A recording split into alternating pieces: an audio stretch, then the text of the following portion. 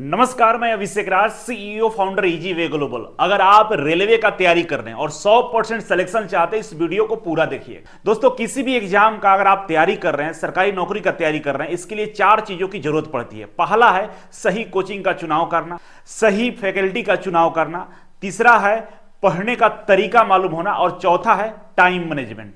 ये 4 चीजों पर अगर आपने फोकस कर दिया तो आपको सिलेक्शन से कोई नहीं रोक सकता है। मात्र 12 महीने में आपका सिलेक्शन किसी न किसी सरकारी नौकरी में हो जाएगा। तो आइए सबसे पहले हम जानेंगे कि सही कोचिंग का चुनाव कैसे करें। देखिए, पूरे भारत में 2 तरह के कोचिंग संस्थान हैं, एक डेडिकेटेड है और एक नॉन डेडिकेटेड है। मतलब एक ऐसे कोचिंग संस्थान जो किसी स्पेशलाइज्ड वैकेंसी के लिए डेडिकेटेड है, जैसे यूपीएससी का कोचिंग होता है, बैंक का कोचिंग होता है, रेलवे का कोचिंग होता है, एसएससी का कोचिंग होता है। वो अपना एक अलग ही बच्चों को प्रिपेयर कराते हैं, बच्चों पर डेडिकेटेड रहते हैं, उनको बढ़िया से तैयारी कराते हैं।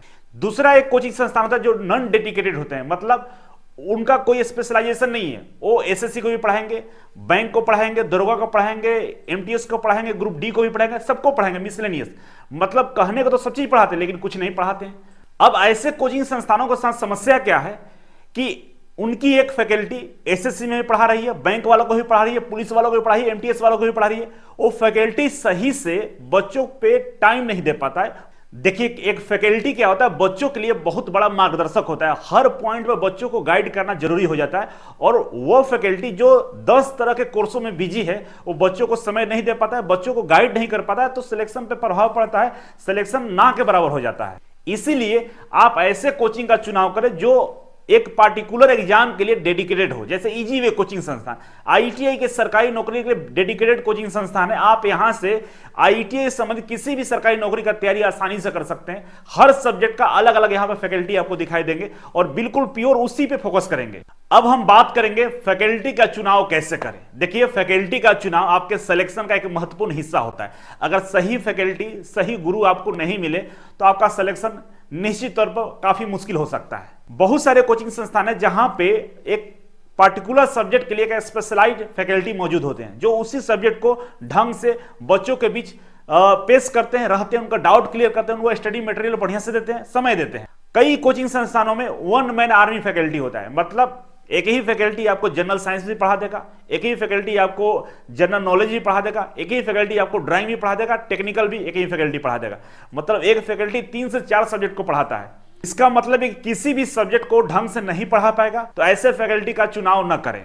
इसीलिए हमने इजी वे में ऐसा सिस्टम क्रिएट किया है कि हर सब्जेक्ट का अलग अलग फैकल्टी रहेगा और वो फैकल्टी 24 आवर्स उसी सब्जेक्ट पे फोकस करेगा, बच्चों को डाउट क्लियर करेगा, बच्चों को स्टडी मटेरियल उस तरीके का देगा। सारे जितने भी एग्जाम होते हैं, सारे एग्जाम का एनालिसिस बैठ के फैकल्टी खुद करता है और बच्चों को लेटेस्ट जो क्वेश्चन आते हैं उसका प्रैक्टिस कराता है। इससे होता क्या है कि बच्चों का एग्जाम में परफॉर्मेंस बहुत बढ़िया हो जाता है। बच्चे आसानी से सारे क्वेश्चन को सोल्व कर पाते हैं, उनके पास डाउट 0 के बराबर हो जाता है।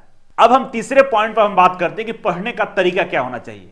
देखिए, पढ़ने का तरीके का हम बात करें तो 3 तरीके के स्टूडेंट होते हैं। पहला वो स्टूडेंट होते हैं जो फ्रेशर होते हैं, पहली बार आकर तैयारी कर रहे हैं। दूसरा वो स्टूडेंट होते हैं जो 1-2 सालों से तैयारी कर रहे हैं, अभी किसी कॉम्पिटिटिव एग्जाम का तैयारी मतलब एग्जाम नहीं दिए हैं। और तीसरा वो होते हैं जो बहुत दिनों से तैयारी कर रहे हैं और बहुत सारे एग्जाम दिए हैं, कुछ एग्जाम में वो पास भी हुए, कुछ में फेल हुए, किसी एग्जाम में 1-2 नंबर से वो मेरिट लिस्ट से बाहर भी हो गए हैं। अब तीनों का पढ़ने का तरीका अलग होता है।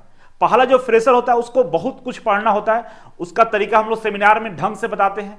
दूसरा जो है जो 1-2 सालों से तैयारी कर रहा है तो उसको किसी पार्टिकुलर सब्जेक्ट में समस्या हो सकता है, उसको बहुत सारे प्रैक्टिस की जरूरत पड़ती है। ये तमाम छोटी छोटी चीजों पर ध्यान देना होता है जो डिटेल्स में हम लोग सेमिनार में डिस्कस करते हैं। और तीसरा, जिसका एग्जाम क्रैक हुआ है, कहीं मेरिट लिस्ट से बाहर हो चुका है। ये जो 3 कैटेगरी है स्टूडेंट का, इसमें से आपको चुनाव करना है कि आप किस में आते हैं। उसके अकॉर्डिंग आपको अपनी प्लानिंग करनी होगी, अपने पढ़ने का तरीका चुनना होगा। और इसके लिए हम लोग सेमिनार में पूरे 3 घंटे यही समझाते हैं कि आपको पढ़ना कैसे है।